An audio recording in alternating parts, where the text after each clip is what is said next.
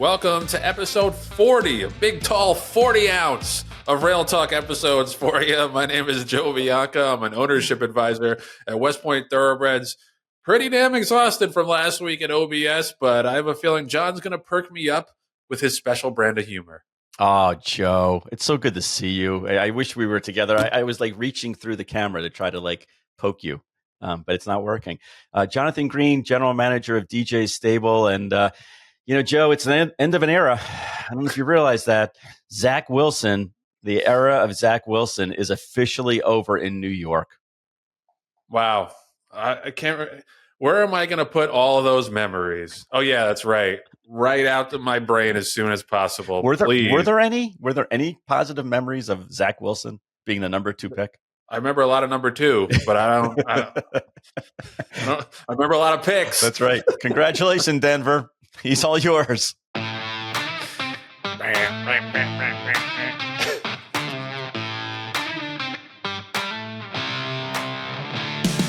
how about the Knicks? The Knicks surprised. They have to make a redux of that 30 for 30 when the Garden was Eden. That's what I'm hoping for this spring, because that was about 1994, right. And right. So this could be Garden was Eden part 2. It could be. But meanwhile, McBride. So I have family in Morgantown, West Virginia, and they're big Mountaineer fans. And I watched McBride play in college, and he was brilliant. I couldn't believe he was a second-round draft pick, but what do I know? But he's just taking it to the next level with this team. Well, and that's the thing. Like they're a likable team because they don't have any superstars. They just got a lot of guys, a lot of glue guys. I love Josh Hart. Yep. Like he just does a little bit of everything. Yep. Yeah. And Tibbs is a great coach for that team.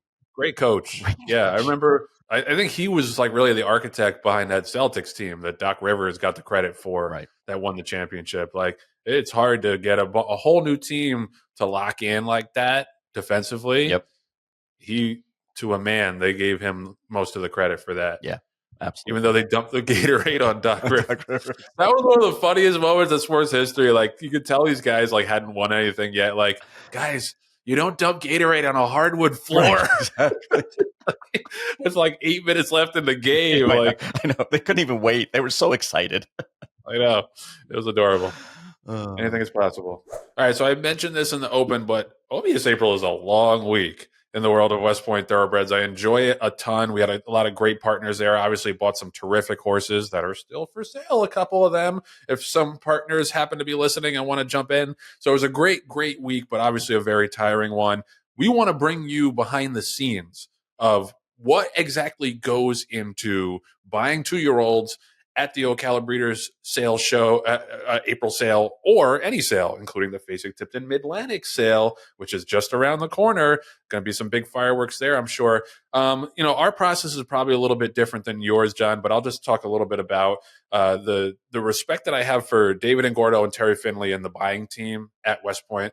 They watch every single breeze. They have people there on the grounds weeks in advance, watching the breezes, doing the biometric data gathering, doing the stride length data gathering, starting to do vet work. And by the time the horses actually go through the ring, they have a beat, I feel like, on every single horse. And that's not easy with 1,200 horses at that sale. So, I always tell the partners that, like, listen, there's no guarantees that you're going to find a great horse. This is still racing and still, to a certain extent, a crapshoot.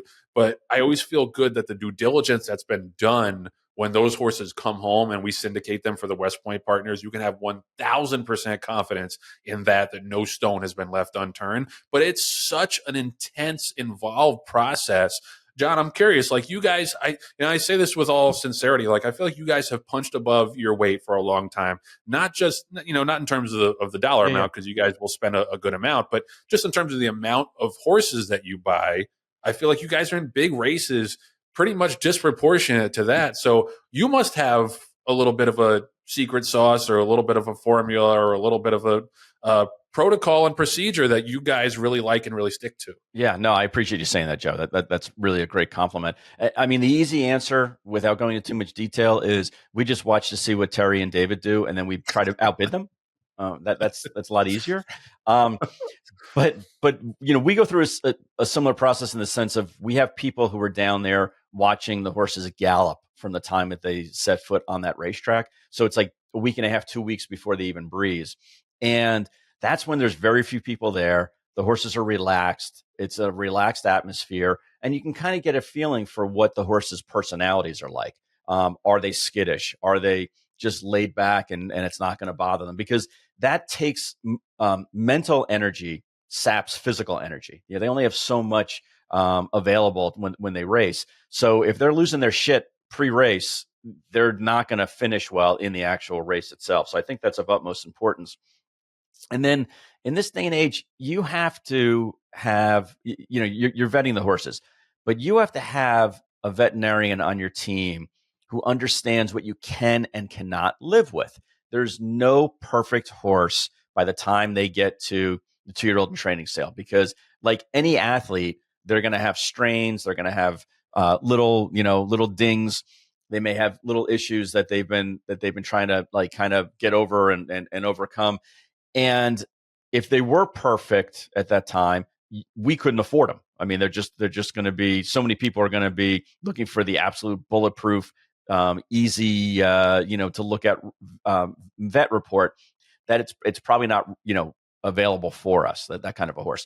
So we've implemented and employed racetrack vets to look at the results and to do a video scope for us and to give us an idea of, okay, a horse has got this issue. What do you think? Is it going to be able to train through it? Is it going to need time off? Which again, we're not against giving horses time off, where other programs may have to continue to push through because they don't have, kind of deep enough pockets or they just don't have the patience to give a horse a little bit of time. So I think there's a lot of that. It's a lot of common sense. It's hard work, like you said. You have to unearth every single stone in order to know what's going on. And then it's a lot of common sense because we can't outbid everybody. So you have to be willing to take a shot on something else that other people won't. And Joe, our strategy changed almost 180 degrees from the week before the sale until the actual sale. We were not planning on going down there to buy horses. That's the God's honest truth. We were not going to buy horses at the sale because we had 42 2-year-olds. But when we heard that, the self-proclaimed commissioner wasn't buying any horses and that John Stewart wasn't going to buy any 2-year-olds, all of a sudden that's a game changer, because now it takes two of the biggest buyers out of the equation, people that we couldn't outbid. And now all of a sudden it's a more even playing field. And even though that was the case, when we did our show at Mark Cassie's and we were interviewing, Terry and Len, and the fact that all four of us, me, you, Terry, and Len, were all at the same place, we compared notes. And that's how we ended up with this Tapit colt, because we were like, hey, we really like this Tapit colt. And you and Terry, I remember, were like, shit, yeah, we really like this Tapit colt. And we have notes from 2 weeks beforehand. We're like, we have notes from 2 weeks beforehand. So it was just kind of like, it was very serendipitous, I guess is the word I'm looking for. And we joined forces, and we probably didn't need to. You guys can certainly afford to buy a horse for 300. We can buy a horse for 300,000. But it was great that we didn't have to go toe to toe and have somebody have to spend 500,000 for a horse when we can pool our resources. And quite frankly, we enjoy having you guys as partners. Yeah, no, absolutely. And that's what I was going to bring up next, was that we went back to the well, basically, after OBS March. OBS April, we teamed up, West Point and DJ Stable teamed up on Hip 400, who is a Tapit colt, gray Tapit colt, just like Sandman, out of a really nice dam named My Wandy's Girl, who, if you remember, and this is going to tie into the next subject, but she was an import from Puerto Rico. Right. And from Mike Hushin, who was multiple graded stakes winning mare. And she was really nice. And, like you said, we weren't expecting him to go for 300,000. Sandman was 1.2 million. Like, obviously, his family was a little bit stronger, right, but I didn't think that there would be that big of a gap between Sandman and this horse, because this horse actually breezed, went 21 flat, had a pretty nice, powerful, long stride. So I just think sometimes I think what happens in certain cases is people want a horse that's ready to race right now. Like right now, like we'll get them right on the racetrack. We'll race them in 30 days, 30, 45 days. I don't think that's the case with him. I think he's going to take a little bit of time and just to grow up and mature a little bit, as you do see the Tapits sometimes need to. Sandman obviously is further along because he's already breezed 4 times, as we saw on last week's show. Right. But yeah, you just see like in the sale, if every box is checked, as they say, the horse will go for 1.9 million, like the Tis the Law filly did. Right. But if there's one little thing, the horse like needs a little bit more conditioning or this and that, like you can get a real steal. And yeah, John, what was your impression of that horse and why we only got him for quote in quotes here only $300,000? Yeah, I think it's what you said. He's going to need a little bit more time than other horses. And when I say a little bit more time, I mean he's probably going to race in the fall. It's not like he's going to be an April 3-year-old that we're really concerned about. But I really think that it had more to do with the fact that there were less buyers there at that level than there were at the previous sale. Where there were so many people that, especially because again the Lothambach horse Sandman galloped, and that left Rapoli in the mix. This horse, he said, I am not buying any horse that breezes, period. End of sentence. So he was out, and John Stewart was out. And then when you look at who the other top 5 buyers would be, Spendthrift wasn't interested in the horse because they were actually buying an Into Mischief for a lot of money. It wasn't the kind of horse that Bob Baffert and his team liked. For a multiple of reasons, and he doesn't really buy a lot of Tapits. I've noticed, in it's not his kind of horse. No. So 21 flat might as well be 30 seconds. Yeah, that's right. Baffert and his buyers. That's right. You know what I mean? Like they're looking for the 9-3, 20, and that's what they're looking for. Yeah, no, exactly, and the right now horse. They want a horse that is peaked at that point, and it's worked for them. That's fine. But otherwise, who were the big buyers that were going to be going after a $250,000, $300,000, $400,000 horse? There weren't too many dance partners left. It was like us and you guys. So the fact that we partnered up, I think, unfortunately for the seller, it took money out of his or her pocket, but it worked really well for us. Rail Talk is sponsored by the Green Group. Man, was it fun sitting down with Len last week at the Ocala sale. John's laughing as if I'm being sarcastic. I'm reminiscing about the good times that we had with Len because he was so funny when we were talking to him about and you say funny in taxes. How can that be? Yeah. No, he's in rare form, and I never get tired of seeing him around the sales grounds or at the racetrack, and he goes, "Aren't you that guy from Rail Talk?" it always makes me laugh, and obviously Len's gifts go beyond just his humor, although we do appreciate it. He runs the most successful horse accounting firm in the business, number 1 accounting firm in the horse business. In fact, there's one reason no other CPA firm knows the horse industry like they do. DJ Stable owns over 200 horses, won over 2,500 races. They're approaching 1,000 clients in the horse business, which we just learned last week, which is an astounding number. So shout out to Len and the Green Group for all their hard work. But you don't got to take it from me.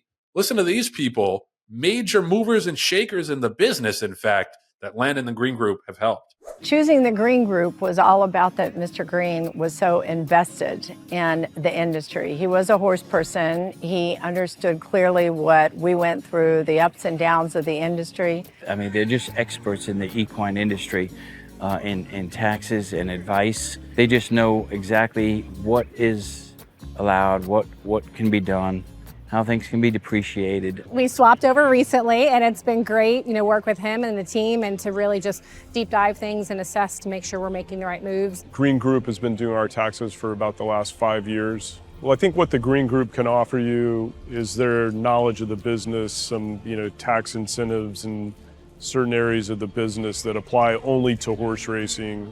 I originally started training for them and then moved everything to them like 6 months later. I let them handle everything, and you don't have to worry at night. So, I mean, that's an all-star lineup of clients that the Green Group has accrued over the years and obviously done right by. Special offer for listeners of Rail Talk. You got a complimentary, confidential half-hour consultation with Len, who guarantees you'll get value. Call him up, 732-634-5100, or go to greenco.com to redeem that special complimentary offer. So we got a tag team of guests here today, and what better tag team could you possibly have than the president and CEO of Fasig Tipton, Boyd Browning, and the director of client relations at Fasig Tipton, Anna Seitz. Welcome to the show. Thanks, Joe. Thank you very much. We're so happy to have you. We love talking to you guys last summer at Saratoga. We're hoping to see you up there again sometime this summer. But let's talk before we talk about the physical sales that you guys have coming up, because it's a star-studded lineup of sales.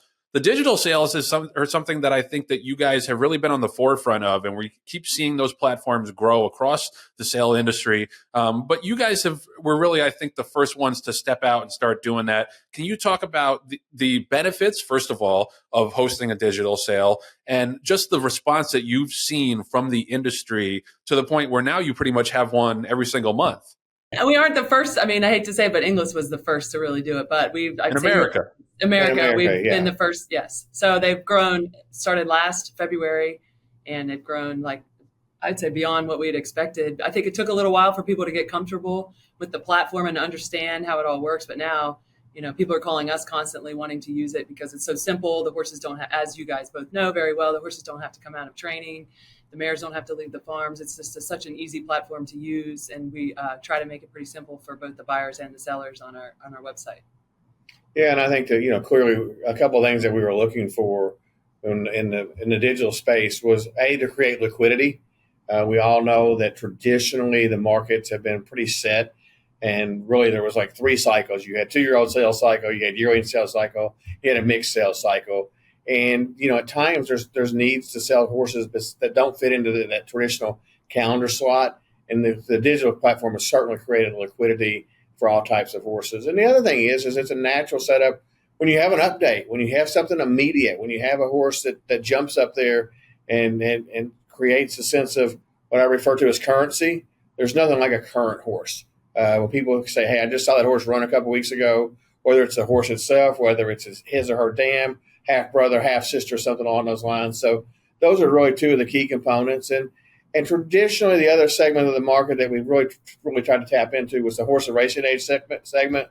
We saw that traditionally there's been only a few slots on the calendar year to sell horses of racing age, and there's a need really for those horses to have the ability to be moved throughout the whole year. And the digital platform has certainly been a great alternative and a very viable source for both buyers and sellers alike with racehorses. Right. And you talk about, an immediate change of paradigm, whether it's a horse running well or a situation like the Lodenbach dispersal, where in the past, a big operation like that owned a multitude of horses in various sectors, racing, breeding, training, and they would have to wait a calendar year, maybe even more, depending on when they decided to sell. And it would just kind of draw out that process. But you guys have been able to consolidate that into a one-stop shop for for a big operation like that. When you guys when people reach out to you and say, I have horses I want to enter onto the digital platform, like they must be doing for this upcoming sale,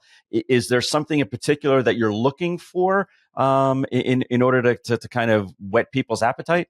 Really, I think we're looking for quality and or quantity. I mean, you just want to make sure that when you look at the pedigree or you look at the race record, that you feel like there'll be viable interest in the horse. And we'll clearly sell horses and the next sale that we have for $7,500 to $10,000, and we'll hopefully sell horses that for $300,000, $400,000, $500,000. The most recent sale we had a sales the highest price we've achieved was $660,000. So it's really just horses that make sense, whether there's a need and a demand for that horse, and it's kind of a gut reaction, but you just want to make sure to create value for the seller and to make sure that we're doing the right thing, that we think that the horse will fit and there'll be legitimate interest in that horse. Right. And you guys have been so successful in the digital sale. And then Anna, what would prompt you guys to have something like a flash sale for like a one-off? A really good horse that maybe breaks his maiden impressively, a horse that's going to be pointing for a big stakes race, the dam of a horse that's current, and maybe there isn't going to be another digital sale for another month, and they want to sell that horse right now because they're willing to sell before the next stakes race. So it has to be something very current and very exciting that's going to want to get a lot of buyers to go after it right away. Well, that teased me up for my next question because we're going to get ready to have a little bit of an announcement here. Some synergy between Mr. John Green and Len Green and DJ Stable and Fasig Tipton for a flash sale coming up. Boyd, I'll toss it to you. And then, John, if you want, you can follow up. What's the next flash sale and why do I care so much? I guess must have a relation to my co-host. Well, I think we're very pleased and honored to have the opportunity to sell a very exciting 2-year-old colt named Mensa. Broke his maiden just in a dominant fashion, and his first start is pointed towards the stake, the 2-year-old stake at Churchill Downs on Thurby. Mensa, was by an exciting young stallion in complexity. Got a very legitimate pedigree, 2 horses and have black type earners in the first dam. He fits the mold perfectly for what we're trying to do. Gives a man or a woman or a couple or a partnership or whoever it happens to be immediate action in the most exciting weekend in North America racing, bar the Breeders' Cup, and whether the Derby or the Breeders' Cup is more exciting, we're going to be politically correct and say one of the 2 most exciting weekends. But it's it's an unbelievable opportunity to have one of the favorites for an important stake race on a Derby undercard. So it's a great scenario. Horse is a very legitimate, ran, not only did it have a, fast time, ran good numbers. It's the kind of horse where like the private marketplace, I'm sure that John and DJ and Mr. Green have gotten a lot of inquiries about the horse. And one of the beauties of the digital platform is that what we believe in the auction platform is that we expose that horse to every buyer in the world that has an opportunity to bid and let the buyers decide the value. And it creates the energy, it creates the enthusiasm. It creates the competitive spirit that we love in the auction process. Yep.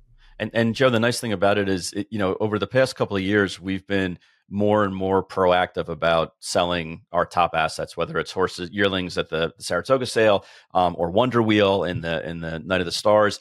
And we're letting the market kind of dictate exactly the value of the horse. And yes, we buy a lot of good horses, but we're also business people. And we have to recognize that there are opportunities to take advantage of the marketplace. And this is one of them. I mean, obviously, if the horse doesn't bring what we collectively agree, he'll run in our colors and be one of the favorites, if not the favorite for the Kentucky Juvenile race. But it's a situation where, people see that we win with a horse first time out.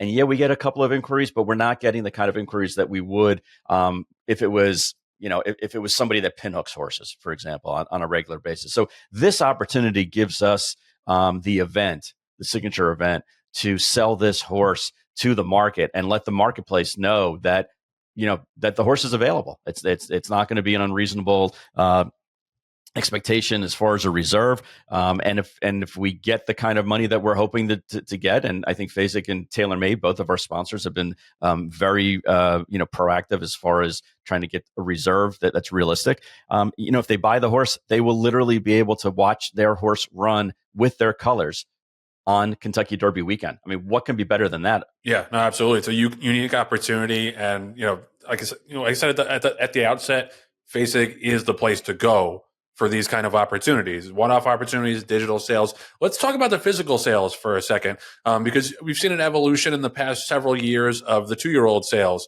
You guys used to have the Fasig Tipton Gulfstream sale. Now you've consolidated a little bit into the Fasig Tipton Midlantic sale, which will be May 20th and 21st. We lovingly call that the crab cake sale over at West Point Thoroughbreds. That's right after the Preakness in Maryland. Anna, I'll start with you. You've been at Fasig for a little while now. How have you seen that sale grow to the point where we've seen so many flashy numbers, multi-million-dollar horses to come out of that sale and win Grade 1 races? Like, what has the effort been like to get that sale to be as important as it is now? I think a big selling factor for that sale is it's on dirt. It's the May sale and the June sale are the only 2-year-old sales on dirt, which makes a lot of people feel very comfortable. They know what they're getting when they can watch the horse breeze over the dirt and watch the horse train over the dirt. So I think that's a big factor, but we have buyers coming from all over the world that now that maybe didn't used to point for this sale, because that's a big reason they say that they want to come to it. So I think they're like last year we sold Mage was a Timonium graduate, wins the Kentucky Derby. So it sounds like we have a lot of people teed up to come up to the sale. It's fun. Like you said, it's right after the Preakness. Baltimore's fun. There's a lot of nice restaurants. You can go to the races, go to the sale. So it kind of all works really well together. So everybody sounds like they're ready. They're just waiting for their catalog to arrive. It's up online, but they'll be shipping out this week. So it sounds like we've got a lot of buyers coming. Yeah, Joe, let me interrupt. Forget the fun part. I was more interested in the fun. I think what's really helped the sale over the last 5 to 10 years is the tremendous success on the racetrack of sales graduates. Right. It's been a little who's who of horses that have had great success for a wide variety of trainers, and a lot of the top owners in the game have had great success at the Timonium sales. So it's, for probably 10 years ago, it was kind of like an afterthought. Yeah. And now it's certainly a mainstream sale that a lot of consigners point their very best horses to, and a lot of buyers say, that's where I'm going to go shop and try to buy my very best 2-year-old sales prospect. So it's, knock on wood, we'll hope that the success continues with the sales graduates. It sure looks like that, given the quality of horses that continue to go through that ring. And that's what really drives the sale is the quality of horses being presented, and then the results they're able to achieve on the racetrack after the sale. Right. And you guys have quite a few rooting interests the first weekend of May. Anna, you want to jump through some of those? We have in the Kentucky Derby, we have Sierra Leone, which is not a Saratoga graduate, the sale topper from Saratoga. We have Just a Touch. And in the Kentucky Oaks, we have Torpedo Anna. And Torpedo Anna or Torpedo Anna? Everybody thinks she's named after me because the owner is Brookdale Racing, which sounds like Brookdale Farm. It actually has nothing to do with my family, but I am rooting for her because she is very fast, and Kitty picked out a nice one. So we're rooting for her, and we have a couple other graduates in the Oaks. Well, we got another Derby entrance today. Grand Mo, the first, is a year-end sale graduate. It looks like he's going to run in the Derby as well. So well represented. And we'll also plug a little bit that we're also the Derby weekend. We're pleased to be able to sponsor the La Troyenne. It'll be the Fasig Tipton La Troyenne for the next 3 years. So we'll be very visible at Churchill Downs with races and sales graduates both. Yeah, I was just going to ask a quick follow-up on that, because it's not just the La Troyenne. You guys are also sponsoring the Locust Grove and the Florida Lee, so pretty much the 3 most important races for fillies and mares in the spring and summer at Churchill Downs. Was there a particular reason that you guys focused on the filly races to sponsor? The November sale. I know. Yeah. We always sponsor the filly races. Yeah. That's leading up to the Oaks down at the fairgrounds. We sponsor this series down there. We sponsor the races in New York with the Turf Series. So it's usually we kind of try and target those fillies so that we can sell them hopefully when they are ready to be sold. We like Grand Stakes winning fillies for sure, and mares. Yep. And Joe, what you don't realize is that Anna has in her office, she's got a whiteboard with and Anna, you can explain it better than I could, because obviously you have it there, but it's so cool because when they get a horse in the sale, it's like a little party. They basically ring a bell and start highlighting everything. How many horses are on that board, and what does it mean? Oh, I have tons. I probably have. Boyd started it, and it's just because you can put it right in front of you and you see all those horses' names and you can work on them, all year round. But it is nice when someone commits a really nice filly or mare to the November sale and you could check it off, because it's like, well, that's exciting because you've been looking at it every day and you have built, like we have built with you guys, John, have built a relationship with the owners. So when they trust us to be able to sell, it's almost like it's like family. So working with a family like that to be able to sell their nicest horses is pretty exciting for all of us here at Fasig Tipton. If they decide to keep a horse and not sell it, we got to draw a line through it. But that's okay. Can't get them. What about the skull and crossbones? What does that mean?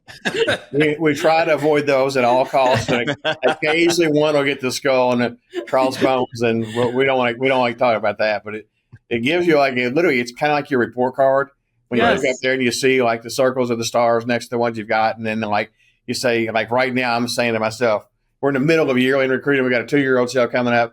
And I was literally staring at that board, my board 30 minutes ago, saying, damn, I don't have enough horses circled right now. I got to get to work. So, but it's still 5 months away or 4 months away, and 5 months away from the sale. Yeah. Sometimes one might be on the cusp, and so I put it off to the side and hope that horse will graduate into being one that we really want to go after. So it is like a report card kind of tracking their progress. Yeah. And Joe, just for the record, the skull and crossbones doesn't mean that the horse is deceased. It means that it went to the other sale. Well, I just want our audience to understand that's right. Reeled it in from being too morbid. Exactly. Hey, I did want to ask a question though, all kidding aside, because I know you're in competition with the other sales companies, but there was a big announcement a couple of weeks ago, and Joe and I talked about it. We were like school kids. We were so giddy about the fact that all 3 the sales companies got together and hammered out a very difficult and kind of drawn out negotiated rule change on medications. And again, kudos to you guys for spearheading that. Well, I thank you for the kudos. I think it was certainly a collaborative effort amongst Fasig Tipton, OBS, and Keeneland. I mean, frankly, there are industry issues that are bigger than any one sales company, and there's things that we all have to do to improve the game. And I think that all of us that are involved in the business want to make it better. We want to improve it. We want to see long-term growth and long-term success in all aspects of our business. And clearly we've had some discussions with HISA last fall about, like, we have a lot of medication policies. We got a lot of testing policies in place. And periodically we've all sat down together and tried to review those and see what changes and improvements we can make in that. So we sat down on a series of conversations, a lot of give and take, a lot of discussion, a lot of really good discussion. And I think that the best news is that we were able to make some important changes to be implemented literally beginning in the July sale of the yearling sales cycle this year. But I think it also demonstrates a cooperative spirit amongst the three sales companies on a going forward basis to continue to monitor, to continue to see what changes are taking place within our industry and make sure that we're in tune with that and in touch with that. We get a lot more information. I think that we're all going to look towards, frankly, more scientific evidence driving some of those decisions. And I think that we all need as an industry to continue to pursue the scientific research, to be better educated, to know what are the effects of certain medications and what are the effects of certain procedures, and how do we continue to present a viable product in a fair and honest way to both buyer and seller alike. Yeah, no, I mean, that's just a quick follow-up on that. Very, very good explanation of how we got to this point. But where did you guys leave it with the other sales companies, with Keeneland and OBS? Is this going to be a continued collaborative process in terms of instituting unified policies going forward? Like, where are you guys at after that first, obviously, landmark announcement? Well, we've basically got an agreement on how we're going to proceed, starting with the yearling sale of 2024 for the July sale. I think that we basically have all made an agreement amongst ourselves that we're going to evaluate things literally at least on an annual basis. And if there becomes an issue that rears its head, like bisphosphonates a few years ago, I mean, that really was not on anybody's radar screen. And once there became a public education and outcry of, hey, what are we going to do on bisphosphonates? The three sales companies finally worked together quickly to address that issue. So I think that we're going to clearly get together basically on an annual basis, but we're not limited on an annual basis. If there's an issue that crops up next week, we'll see. We'll get together. The lines of communication are certainly open with Fasig Tipton, with Keeneland, with OBS literally on a regular basis. I mean, we can pick up the phone and we can call them. They can pick up the phone and call us, and we're going to all strive together to make sure that we create the best possible sales environment. And then we're going to compete below that. But we're going to do the right thing by the horse across the board and try to make sure that we're doing that. And then beneath that, we'll all compete like heck against each other. But the horse comes first. Absolutely. I mean, that's pretty much everything we wanted to cover on the business side. I got one quick question, though, for both of you. Anna, you can go first, and then Boyd. We all have those horses that stick out in our mind, or those experiences that stick out in our mind, growing up, going to the racetrack, maybe cashing a win bet. I'm curious, you guys have been in this business for a long time, but there must have been that one spark along the way that led you on this path to obviously the great success you've had. Anna, was there a horse? Was there a moment? Can you remember one? I have a lot of moments, but one that is very, very special to me was when I worked for Todd Pletcher and when Rags to Riches won the Belmont Stakes. That's a good one. It was, and being around her every day and being a part of that team it's hard to explain. I remember standing in the winner's circle, and I'd never hyperventilated before. I didn't really know what that was, but I remember I couldn't breathe. I was so excited. Because she stumbled out of the gate, went down to her knee, and then to do what she did, it was just wild. And I remember Todd's assistant grabbing me and was like, "You got to breathe. What's happening?" It was just like, it was all a blur, but it was just, I guess I love the fillies too. It was just such a special moment for me, and to be like, wow, that filly, she pushed through and she defied all the odds. So, I mean, in a strange way, I have to say, like, really good fillies kind of motivate me, because like she really was something special. And Boyd, what about you? She has hyperventilated several times since then. I would like to add that it was not the last time she's I think I did that Monomoy girl. Boyd had to grab me. He was like, what is going on? I think that I didn't grow up in the horse business per se. So I didn't grow up, going to the races and following horses. I didn't have a love affair with a particular horse, but one that gave a great deal of like personal satisfaction as a sales graduate was vindication. We literally, Miss Patient told Bill Graves and I, listen, I want to sell a good horse at Saratoga. You all go pick out one and find one that you all really truly believe will sell well. And 99.9% of the credit goes to Bill, who clearly we went through the crop with her and said this is a horse that we can sell really well. And then Satish bought the horse and obviously went on to win the Breeders' Cup and his career as a stallion was prematurely cut short. But it was kind of in my fairly early years within Fasig Tipton. It was kind of like here's the magic that can happen when you identify the right horse.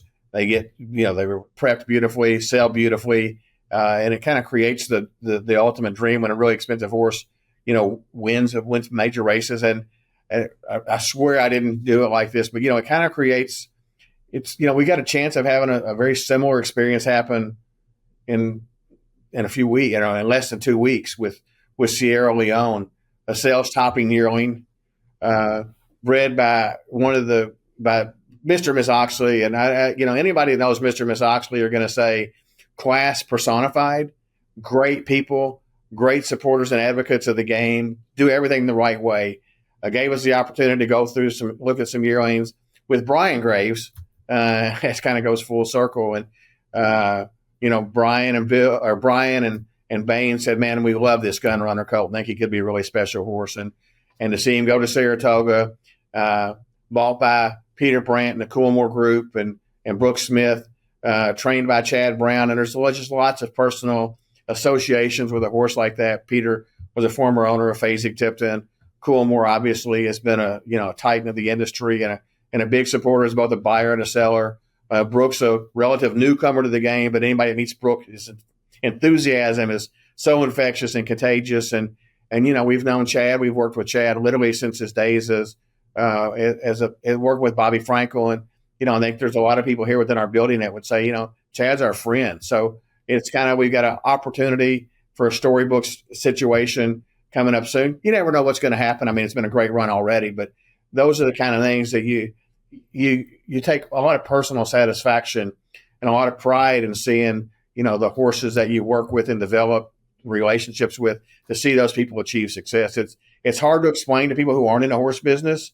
I mean, I've had friends that sitting over in my house, we're watching races and I'm screaming like an absolute idiot. And they're like, wow, did you own that horse or do you own something? I'm like, no, we sold it. Look at him, like, you're an idiot. Like, oh, you don't understand.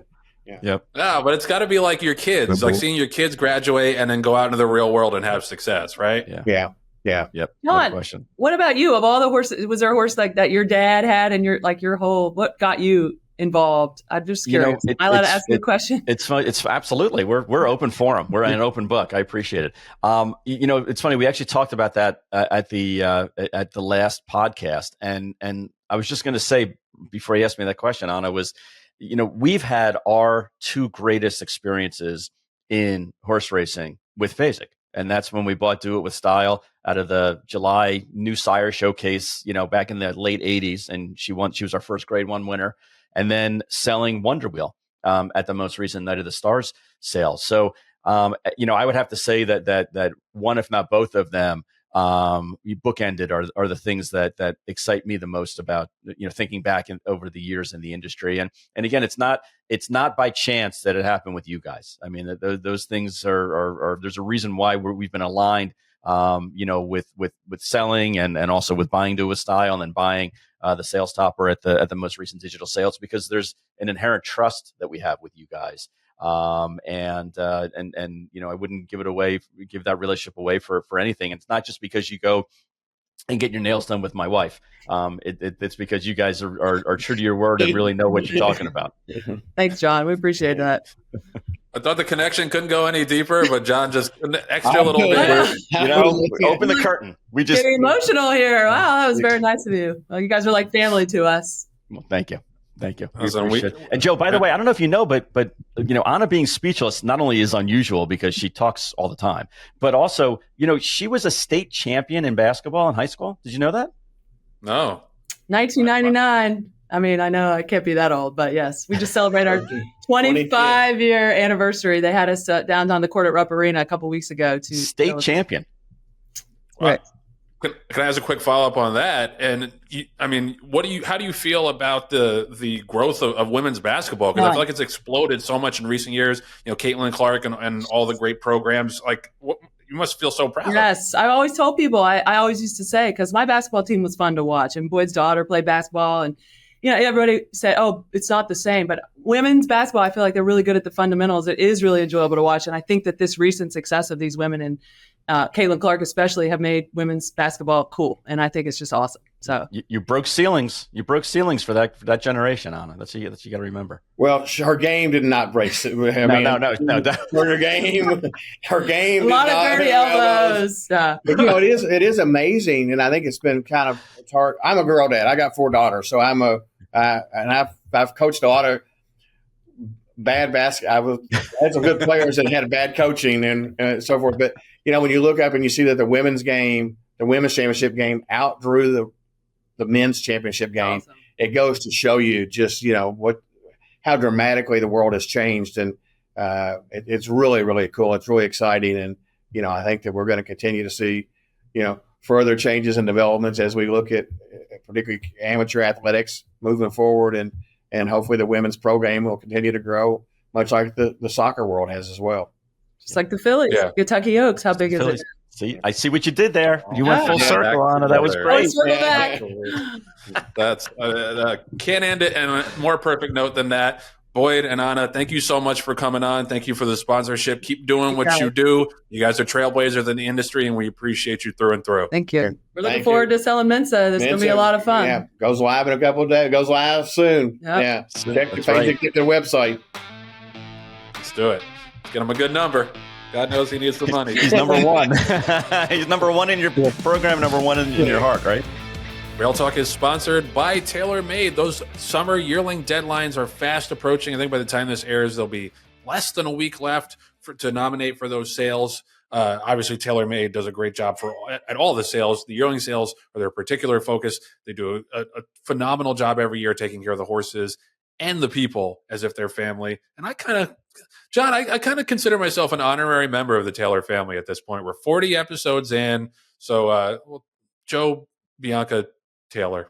Yeah, that really goes well together. Don't you think, John? Named after the patriarch, Joe Taylor, Papa Joe, right? Right. Exactly. Yeah, no doubt. Exactly. No, but seriously, like the top class organization, as everybody who's ever dealt with them knows, top class business of people who have been in this for decades and have that hands-on experience with the horses, and they simply are the best at what they do. And that's why I believe, John, you got a pretty important horse who's going to be consigned by TaylorMade. So. Yeah, Joe, we have Mensa in the private flash sale coming up through Fasig Tipton online.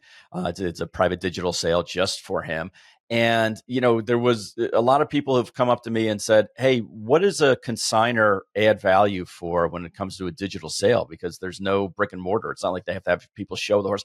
And I can tell you, at least from TaylorMade's standpoint, the tireless job they do in marketing these horses. So they're constantly marketing their group of tens of thousands of clients that they have, talking to them about, hey, here's a good horse and everything. They're narrowing it down to a group of maybe 20 or 25 trainers and talking to them physically on the phone, saying, here's the reasons why we like this horse. It's been vetted out and it's going to run in the stake and, soon after you buy it.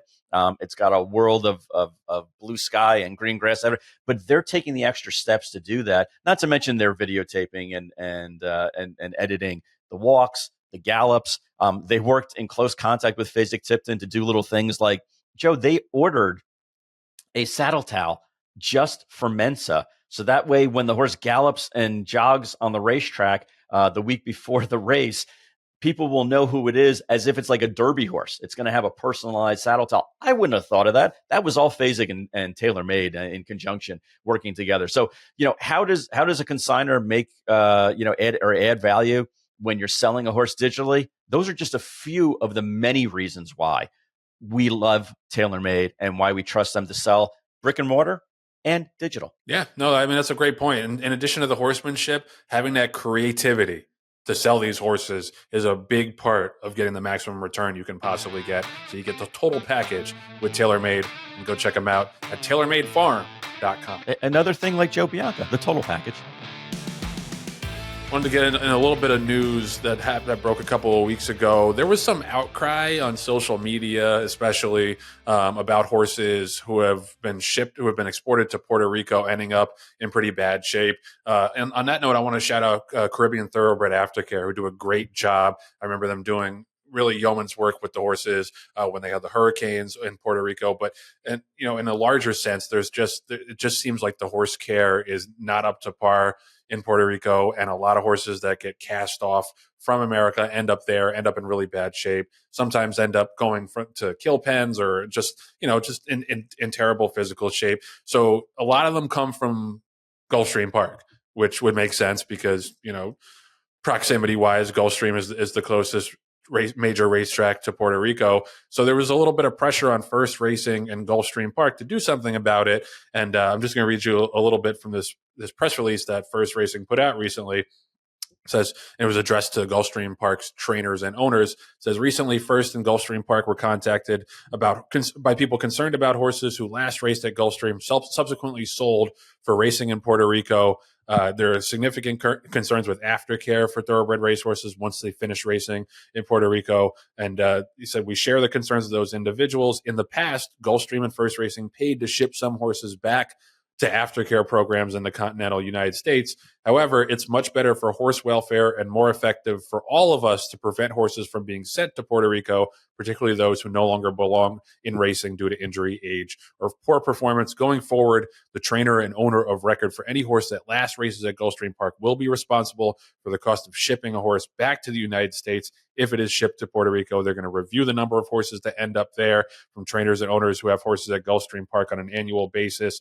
Even if those horses do not end up coming back to the United States, Gulfstream and First Racing reserves the right to mandate that a trainer and or owner make a donation for each horse to a TAA-accredited aftercare program. Moreover, trainers and owners with injured or infirm horses that end up in Puerto Rico may be subject to fines and loss of stalls at First Racing facilities.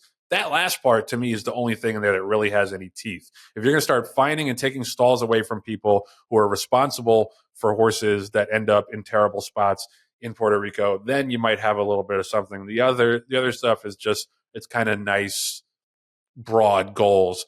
But John, you know a little bit more about owning horses and about the post-racing career situations of horses. What's your reaction to this? Well, Joe, let me start off by again complimenting the fact that a sector of the industry is trying to address a big problem, and it's a big problem not only for the horses and for their well-being, but let's call it spade a spade. It's also a terrible PR look for the industry to have horses in a different country that are starving, that are coming directly from one of the major racetracks in our industry.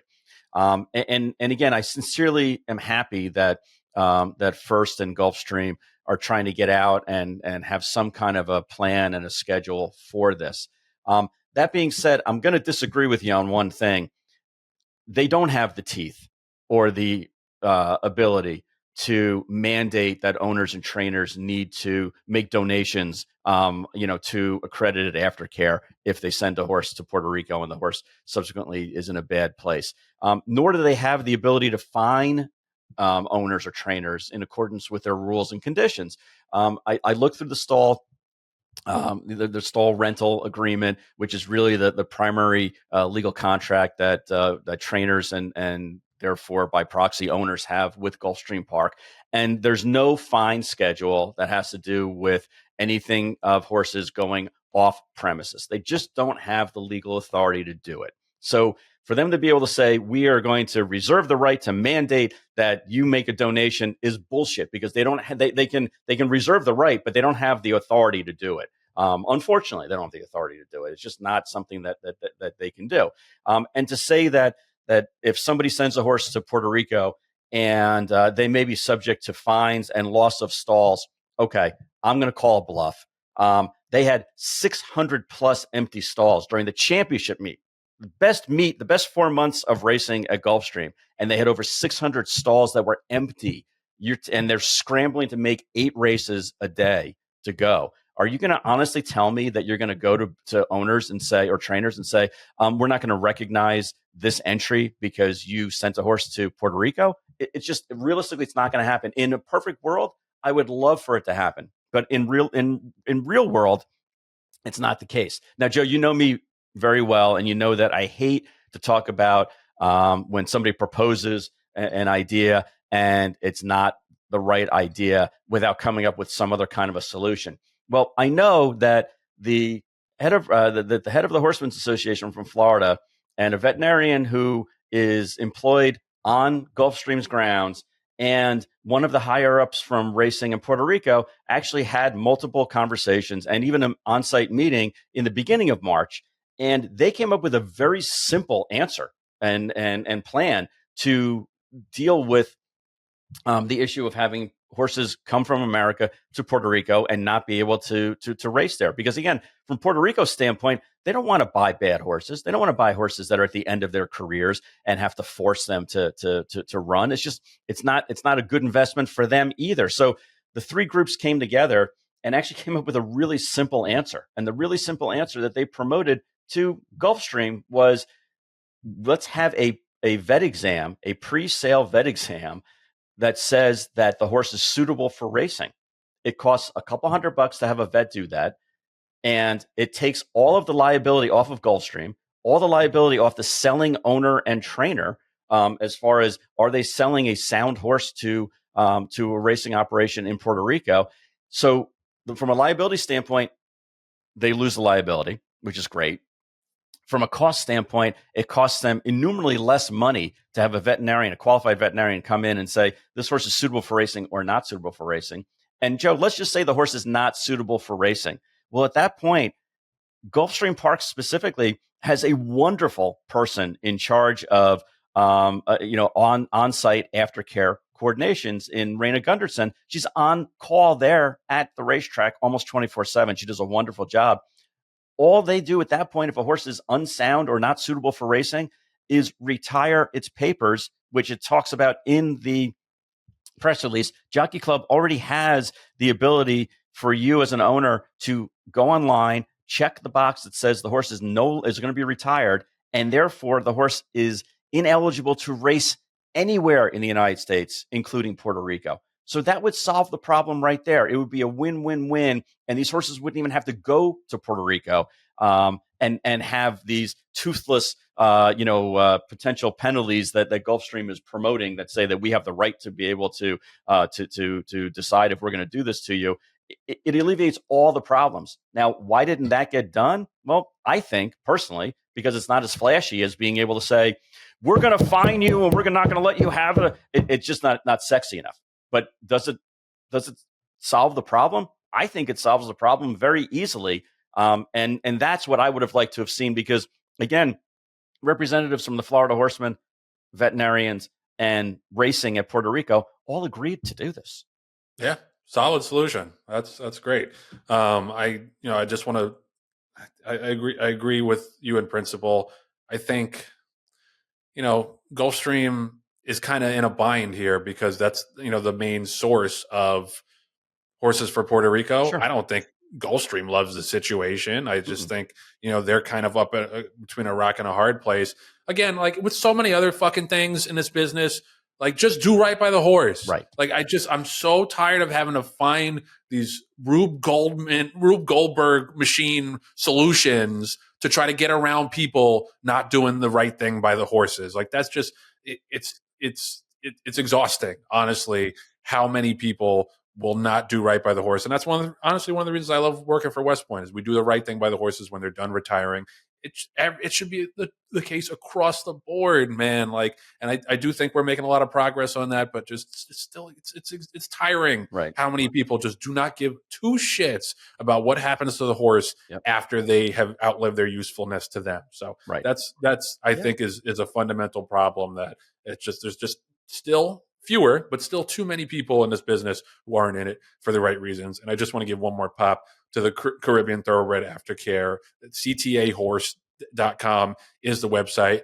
You can adopt through there. You can donate. You can sponsor them. And it's an uphill battle considering what happens and what we're learning more and more about what happens to horses that are in Puerto Rico. So shout out to them. And shout out to, like John said, to the people who are on Twitter and on social media bringing attention to this, because, like I'm saying, that goes with what I'm saying, that there are a lot of people who are banking on nobody's eyes being on these horses because they're not in the headlines. And thankfully, I think we have enough people in this industry who aren't stakeholders necessarily who have been on this watch. Right. No question about it. And Joe, just if I can throw one thing out there, Raina Gunderson's phone number, it's in the condition book, but it's worth putting out there. If you have a question about on-site aftercare, she's an on-site aftercare coordinator at Gulfstream, 954-682-1294. Raina Gunderson, I've spoken to her. She comes to meetings. She gives us reports for the Florida Horsemen, and just is such a wonderful individual and really cares about these horses. And there's not a higher compliment I can give her than just saying that she is a tremendous individual. All right, so that's going to do it for this week's episode of Rail Talk, but we have a couple of shout outs that we want to make before we sign off. John? Yeah, Joe, I want to make sure we shout this out. Very few people know that I actually have two sisters, not just Debbie in the D and DJ, but my oldest sister, Beth, who little, very few people know that DJ actually has a silent B in it, okay, for Beth, because she's a silent partner in all this. But I saw Beth and, I had dinner with her the other night, and she said, John, you got to do me a favor. I have a friend of mine, Michael Taubin, who is a huge fan of the show. He's been a fan of ours for years and years, apparently. And he's going to get a surgical procedure done sometime in the next week or so. He's going to have time on his hands to be able to sit and watch all of the shows that he's missed. And I just wanted to give a special shout out to Michael and thank him for not only watching, but also being interactive and being a part of it. He reports back to my sister Beth about the good and the bad about what we say and how funny and how serious and how intelligent I am and how funny you are. But Michael, the best of luck with your procedure, and thank you for being such a big fan. Yes, sir. Yeah, no. Shout out to Michael. Hope the surgery goes well and recovery goes well. That's a tough ask to sit and listen to John Green for 4 or 5 straight episodes. So you must be a diehard fan. So we appreciate you tuning in. Could not do this show without you. We also could not have done this show or gotten to this point without Anthony LaRocca and Aaliyah LaRocca, who are moving on to another opportunity. So shout out to them. They've come up in the world a little bit. They're not slumming it with us anymore, but no, for real, like they're the best. We know them all the way back from our TDN days. So appreciate you guys and all the work that you've put in. I know you guys will kill it for whatever you do next. But by the same token, we are so thrilled and so blessed to have Nathan Wilkinson and Julia Agresta as our associate producers. Nathan, we know from back in the day as well. He does a terrific job. I remember Nathan from the first Writers Room episode. Right. And Patty was like, if you screw anything up, just say, Nathan, I don't want that in the show. So he pays attention. And he has not let us down since. Nope. Years and years have gone by, and he always makes us look good. And Julia is a little bit newer to the operation, but she's awesome. And you're probably going to be even seeing a little bit of her on the show in the future. Multi-talented, multi-faceted woman that's on board with us and does an awesome job. She keeps it light. She's great on the editing side as well. So shout out to Nathan and shout out to Julia. We're so excited to continue working with you guys on this lovely podcast. So that will do it for episode 40 of Rail Talk. Thank you to John Green. Thank you to our producer, Patty Wolf. Thank you to our outstanding associate producers, as I just mentioned, Nathan Wilkinson and Julia Agresta. Thank you, the viewers and the listeners, for tuning in, and the sponsors, Boyd Browning and Anna Seitz, for stopping by the show. See you back here next week on Rail Talk.